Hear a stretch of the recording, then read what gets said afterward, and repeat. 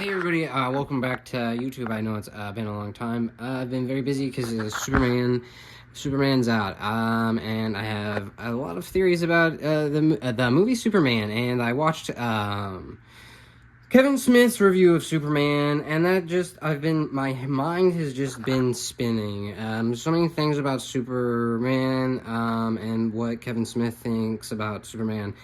Because Kevin Smith is a bit of a nerd and an expert on these sort of things, and so it just this has all been my head has been spinning thinking of all of this because of the theories that it's made me have about the things. It's really holding space with me, which is something Kevin Smith mentioned in his review, that people are holding space with this Superman film, and we're gonna get back to that in a minute. But first, right off the top of the bat, some of the obvious things. Superman was a mistake, big mistake. They should have never made Superman. They should have made Super Friends. And I guess this is what they're trying to do. Ultimately, we're gonna get there. The pieces are there. Blah blah blah blah blah. But why it was so important to have a Super Friends movie first is because that's going to get us to tie into James Gunn's live-action Scooby-Doo, because that's right, what this is all ultimately leading to, the DC Universe, is all James Gunn's new thing that is all culminating into one big epic crossover event that we're gonna see, and it's going to be the Batman and live action Scooby-Doo. That's right, we're going to be seeing James Gunn return again to Scooby-Doo, but in a very, very unique and special way. And people are saying, well, now, Sleeves, that doesn't make any any sense. Why on earth how's this gonna work? Well, we're gonna get a live action Batman Scooby-Doo. This is why it was so important to have Super Friends first, because that old Super Friends cartoon is, they think how they kind of they wiggle their way around this in the first place. But here I have evidence. So here's some of the evidence that I found. This is a Scooby-Doo Batman team up. So Scooby-Doo and Batman, they're friends. They've been friends. They're both detectives. They've worked on the cases together themselves. It's going to be epically hilarious when we hear Scooby-Doo say, "Oh, Ratman, Rook, rum rive, Ratman." Or hey Reggie, rum rive, like when Batman said, thumb drive in the Batman movie. So here's some more evidence to prove that this is what we're going to be seeing very, very quickly in this new universe. What do you see here? Oh, what do we see there? We see Scooby-Doo and Krypto. Oh, and what do you know? Look at this. Some more of our DC friends, and some of the friends that we saw in the new Superman film. Krypto, that dog, and a Green Lantern dog. These are all things, like I said, these are all they're hints that James Gunn was sneaking in there. And I know you're gonna say, well, Sleeves, just because they're on the cover doesn't mean that they're actually friends. Nope, proof right here. Krypto says right here, "Hey Scooby, we are looking for you, Scooby." Krypto says it himself. They're looking for him. And then again, here we have the Batman. I know what you're thinking. Well, sure, but they've never been together. Boom, right there. They are together there. And what's Batman saying? Hard to read. I'll just read it to you. It says, hang on. "Why, it's Scooby-Doo and the Mystery Inc. gang." Oh, okay. Wow. Isn't that interesting? So that's interesting. Yeah, James Gunn's talking about his DC films and his universe. Like I said, it's a real shame that he didn't have the balls to just do a Super Friends movie now. First, get it done and out of the fucking way, so pardon my French, get out of the freaking way so that we can have our live-action Scooby-Doo Batman crossover, because that's what the fans want. It's gonna be epic. hilariously epic, but then the action's gonna be on point. There's gonna be something there for everyone to hold space with, because we saw how, like, people were holding space with crypto and everything like that, and like the songs or whatever. So that's all very exciting. And then, okay, but there's so much more to this, because I was watching Kevin Smith's hour and a half long, very in-depth review of the Superman movie. Now, as you know, Kevin Smith is a bit of a nerd and let's just say he's a little bit of a Batman fan. Wink. Anyway, so one of the things he was saying was, he was talking about how Superman, the film Superman by the genius James Gunn, it holds space. People are holding space, and I've seen people say that. I saw Kevin Smith say it in a video where he got I think he cried.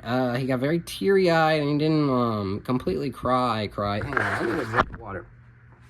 So anyway, Kevin Smith is talking about all these things, how it's holding space. That's right, how he's holding. Whoops, sorry, I accidentally turned it off, and I had to turn it back on. But anyway, as I was saying, Kevin Smith says that the film, the Superman 2025 by director James Gunn, and Superman are holding space for people. And when Kevin Smith says that, he's talking about a scene in which Superman saves a squirrel. Superman saves and holds space for a squirrel. So Superman, along with James Gunn, are holding space for a squirrel. Now, while Kevin Smith is saying this, there is on one shoulder, over his shoulder, he has an image of Rocky the flying squirrel, and then on the other side, he has with him the Rocky the Bullwinkle's friend, Rocky the flying squirrel's friend, Bullwinkle the moose. Now that's what's interesting about that is that is there while they're talking about how we're holding space for a squirrel. And then I was like, oh, that's interesting. What could that mean? What could that possibly mean? Holding space. But we're talking about it while we are talking about a squirrel. We're surrounded by squirrels. So it just got me thinking, oh, well, he must be trying to, he's trying to make a live action Rocky and Bullwinkle. Maybe, somehow cross it into, some sort of, because he's got his Moose Jaw movie, right? Oh, yeah, interesting. That's interesting, because it's like, who else is a moose? Bullwinkle the moose. Rocky the squirrel's friend, the moose, Bullwinkle. It could be Moose Jaws. Now, Moose Jaws would be like a very cool, crazy, interesting character to do something with, like the Swamp Thing or something like that. Just so much there. And now, okay, that's ridiculous. Kevin Smith, why would he do that? Well, okay, the people I googled on the internet, who owns these rights, the things to Rocky and the Bullwinkle, and it is some company that I think they're Canadian. So there we go, Moose, the Canadians, and the Moose Jaws. So there's that connection. They also did something with a He-Man thing. Kevin Smith did some sort of a He-Man thing, and then they also did something that was like in with a company with somebody from Marvel, just like our dear friend and God James Gunn, also in Marvel things. And then also Kevin Smith was talking about a Jay and Silent Bob meets Archie comic. Okay, so this is already something that Kevin Smith wants and is doing. He's creating these epic comic book crossover events. These are film. I mean, Jay and Silent Bob are film characters, so we're already crossing. We're doing these crossovers into comic books and movies in a different sort of way. So I think that Kevin Smith, when he says holding space, because why did he say that about the squirrel? Well, obviously, our dear good friend James Gunn is holding space for Kevin Smith and for the squirrel to do the live-action reboot of Rocky the Bullwinkle, where and the Moose the Squirrel. Wait, no, Rocky and Bullwinkle. Rocky is the squirrel. The Bullwinkle is a moose. And there's other people there too. They can work in their way some way, because there's the bad guys. And then that also had me thinking, I think that, they could maybe somehow work in through the Suicide Squad. I don't know. James Gunn's, I'm waiting for him to get back to me on some of these things, because I got just so many ideas going through my mind for how this all could work right now. They're all good. The thing is, once we get James Gunn's back in this director's seat for the Batman Scooby-Doo, that's just going to be so freaking epic, right? Yeah, that's right. So they're holding space for Rocky the Bullwinkle and Squirrel. So they could also, and then I also thought, well, would it be interesting if, that this is not confirmed like a lot of the other things that I mentioned.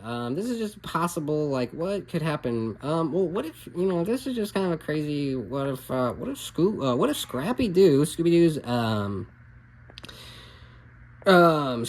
Scooby-Doo's perverted cousin or nephew is he got like arrested and sent to villain prison. Or I think that's how that movie ended. He was like, the bad guy ended up, they took the mask off, and it was actually the pervert Scrappy-Doo. So I think he could end up in Suicide Squad, because that's what they deal with in James Gunn's Suicide Squad. So these are just some of the possibilities. This is the Batman and Scooby-Doo thing seems inevitable. We're gonna go ahead and confirm that and lock that in. It's happened multiple times. There we go.